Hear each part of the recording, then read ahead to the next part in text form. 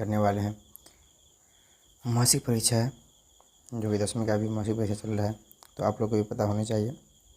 और 28 में यानी 28 में का जो हम लोग जो है साइंस का क्वेश्चन है, साइंस का हम लोग ऑब्जेक्टिव क्वेश्चन करने वाले हैं, जो कि आप लोग को 30 में 30 लड़ेगा, जो कि अभी आजकल जो 30 ऑब्जेक्टिव रहता है और 30 का 30 आप लोग को लड़ेगा, तो 100% यहीं से लड़ेगा। आप लोग देख लीजिए अच्छे से। और आप लोग अगर नहीं है तो हमारे चैनल से शेयर करिए, और आप लोग PDF लेना चाहते हैं तो हमारे टेलीग्राम ग्रुप से जुड़िए और व्हाट्सएप ग्रुप से जुड़िए, वहाँ पर आप लोग को आंसर के साथ PDF मिल जाएगा। चलिए हम लोग आगे बढ़ते हैं। आप लोग गौर से आप देखते रहिएगा, अच्छे से आप लोग तैयारी कीजिए। चलिए देखिए पहला क्वेश्चन क्या कर रहा है। तो पहला क्वेश्चन कर रहा है जो कि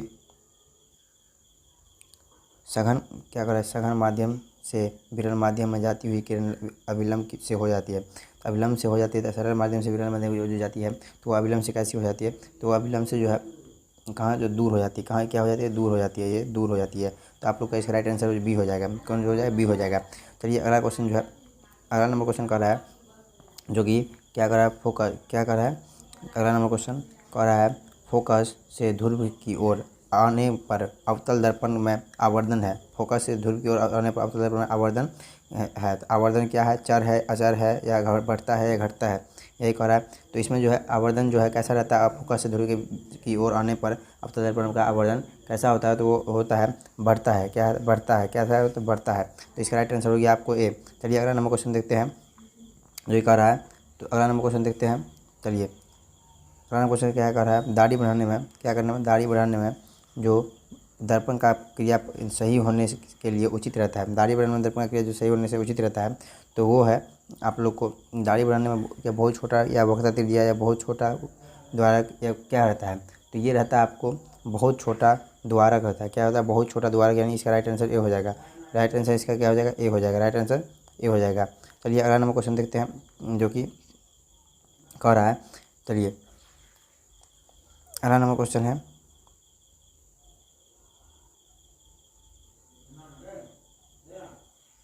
अपवर्तनांक क्या है, अपवर्तनांक। अपवर्तनांक जो है, अपवर्तनांक का रंग पर निर्भर करता है। किस रंग पर निर्भर कहलाता है, अपवर्तनांक का रंग पर निर्भर कहलाता है। क्या परावर्तन या परिकिरणन या अपवर्तन या वर्ण विक्षेपण, क्या परिवर्तन कहलाता है, तो उसका राइट आंसर है वर्ण विक्षेपण। क्या होता है, वर्ण विक्षेपण। क्या, तो वर्ण विक्षेपण कहलाता है। क्या कहलाता है, वर्ण विक्षेपण। चलिए हम लोग अगला नंबर क्वेश्चन देखते हैं जो कि अगला नंबर क्वेश्चन है, कह रहा है कांच क्या है, कांच।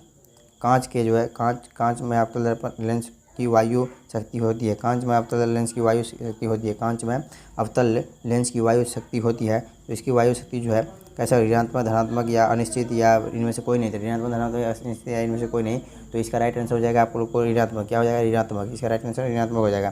चलिए अगला नंबर क्वेश्चन देखते हैं जो कि कह रहे हैं उत्तल लेंस। उत्तल लेंस में जो है उत्तल दर्पण द्वारा बना प्रतिबिंब होता है। उत्तल दर्पण द्वारा बना प्रतिबिंब कैसा होता है, तो हमेशा उल्टा होता है या हमेशा सीधा होता है, सीधा भी उल्टा भी होता है। तो उत्तल लेंस का जो प्रतिबिंब हमेशा कैसा होता है, तो उसका जो है हमेशा सीधा होता है। कैसा होता है, उत्तल लेंस में उत्तल दर्पण में हमेशा सीधा होता है। कैसा होता है, हमेशा सीधा होता है। उत्तल लेंस में उल्टा होता है। उत्तल लेंस में हमेशा क्या होता है, सीधा होता है। तो छठा नंबर क्या, चलिए हम लोग 7वां नंबर देखते हैं। तो 7वां नंबर क्या कह रहा है कि जो कि किसी लेंस में क्या, किसी लेंस में आवर्धन का ऐसा मात्रक होता है। किसी लेंस में क्या होता है, आवर्धन का ऐसा मात्रक होता है। कौन हो, निम्नलिखित में कौन है, आवर्धन का ऐसा मात्रक जो है निम्नलिखित में कौन सा है, तो इसका ऐसा मात्रक जो है मात्र कविनी है। क्या है, मात्र कविन होता है। तो इसका राइट आंसर ये हो गया। चलिए हम लोग अगला नंबर क्वेश्चन देखते हैं जो कि 8वां नंबर क्वेश्चन है। कौन सा नंबर क्वेश्चन, 8वां नंबर क्वेश्चन क्या कर रहा है, निम्नलिखित में किस लेंस की वो अपसारी लेंस कहा जाता है। किस लेंस को जो है अपसारी लेंस कहा जाता है, तो वैसा कौन सा लेंस है, तो अवतल लेंस को कौन सा लेंस कहा जाता है, अपसारी लेंस। अवतल लेंस को कौन सा लेंस कहा जाता है, अपसारी लेंस। इसका राइट आंसर हो गया आपको सी। चलिए अगला नंबर क्वेश्चन जो है 10वां नंबर क्वेश्चन कह रहा है विशालक शीशा होता है। विशालक जो है, विशालक का शीशा जो होता है कैसा होता है, उत्तल लेंस की तरह या अवतल लेंस या अवतल दर्पण या उत्तल दर्पण। तो विशालक शीशा जो है हमेशा कैसा होता है, अवतल दर्पण। कैसा होता है, अवतल दर्पण होता है विशालक शीशा। चलिए इसका राइट आंसर सी हो गया नंबर का। चलिए अगला नंबर क्वेश्चन 10वां नंबर क्वेश्चन कह रहा है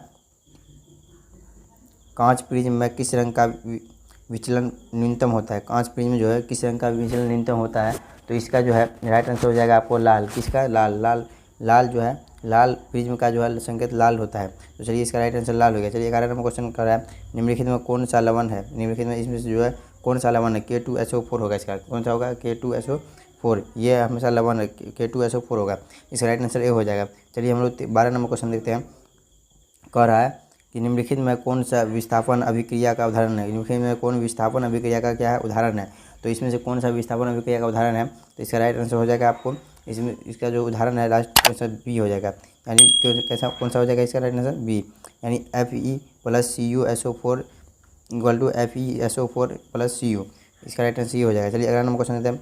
बुझा हुआ चूना का रासायनिक सूत्र है, बुझा हुआ चूना का रासायनिक सूत्र क्या होता है, तो बुझा हुआ चूना का रासायनिक सूत्र होता है COH2 क्या होता है, COH2, यानी CO और इसका होता है इंटू HCA, क्या होता है CaOH2, इसका होता है रासायनिक सूत्र। चलिए अगला नंबर क्वेश्चन देखते हैं, जो 14 नंबर क्वेश्चन है। 14 नंबर क्वेश्चन कह रहा है कि 2Zn + O2 × 2ZnO किस प्रकार की अभिक्रिया है, ये जो है किस प्रकार की अभिक्रिया है, तो ये जो इसका जो है जो राइट आंसर अब उपचयन हो जाएगा, क्या हो जाएगा इसका राइट आंसर, उपचयन हो जाएगा, तो इसका राइट आंसर जो है उपचयन हो जाएगा। चलिए अगला नंबर क्वेश्चन देखते हैं 15 नंबर क्वेश्चन। तो 15 नंबर क्वेश्चन कह रहा है शरीर का जो है, शरीर में भोजन का पचना किस प्रकार का अभिक्रिया, शरीर में भोजन का जो पचना है किस प्रकार की अभिक्रिया है, तो ये है उपचयन अभिक्रिया, कौन अभिक्रिया, उपचयन अभिक्रिया हो जाएगा, इसका राइट आंसर बी हो जाएगा। चलिए अगला नंबर क्वेश्चन देखते हैं 16 नंबर क्वेश्चन।